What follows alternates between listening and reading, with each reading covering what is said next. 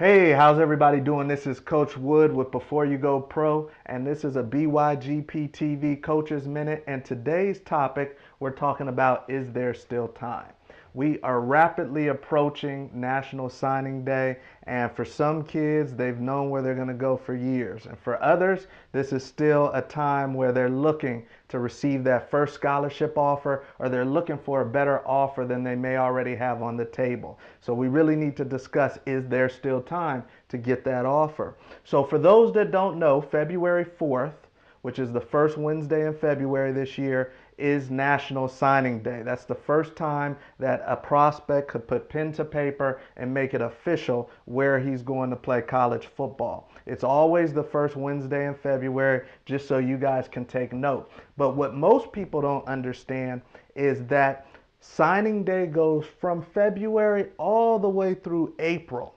So many people think that if you don't sign February 4th, that's it. You know, your dream is done. And that's not necessarily true. Obviously, you're on the late train and you definitely need to get the wheels in motion, but it's not necessarily true. So what we're going to talk about are how things are run and key indicators that you can know as an athlete and as a parent whether or not you're on track to receive that scholarship. So first thing that you guys got to realize is that all of these schools, especially the cream of the crop schools, your Alabamas, your Florida States, your USCs, these schools are run like Fortune 500 companies. And usually when we get this late in the game, where we're only a week or so away from signing day, the top schools, the cream of the crop schools, they've already decided who they want. They've even started offering kids for the next year. So if you haven't heard from some of these top-notch schools and we're this close on signing day,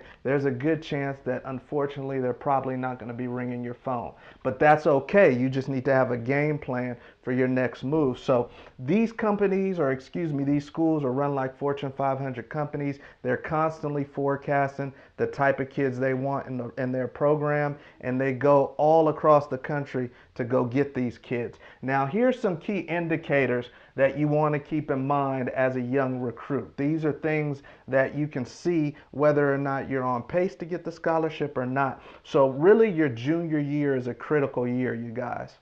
The fall of your junior year, if you haven't started receiving letters from colleges, whether it's Division I AA, D1A, D2, what have you, if you haven't started receiving interest letters from these colleges by the fall of your junior year, then that should raise your antennas that you may be off track.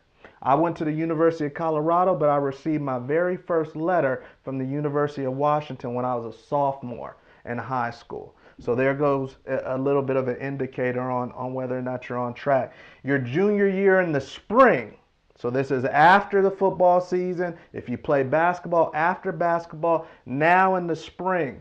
If you haven't started seeing schools come around your campus, your high school campus, if you haven't had any schools pull you aside at lunch and start to talk to you about their program, your antennas should be up. You should be wondering, hey, I might need to be a little bit more proactive. Junior year summer, you have to, in today's recruiting day and age, you have to be at the camps and combines.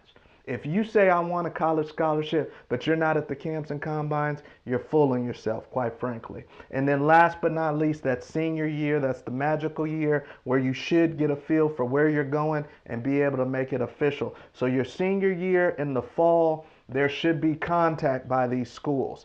At the end of August, or excuse me, the beginning of August, these schools can start reaching back out to kids. If you're not hearing from anybody in August, if you're not hearing from anybody during your season in the fall, you're late.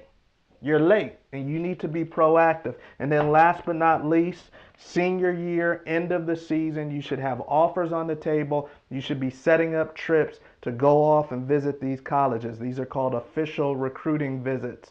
I had 2 recruiting visits set up by the time I played my senior game of football my senior year. So I already had dates where I knew I was going to be at certain schools. If you're a young player and you've gone through this whole entire season, nobody's calling and you don't have any official dates, or you're a junior college player who's a sophomore, nobody's calling, you don't have any official visits, then you got to get on the horn and you got to get going. You got to be proactive. So with Before You Go Pro, we teach all our kids about these key indicators. We teach them whether or not it's time to start their recruiting process, and we help facilitate the whole thing.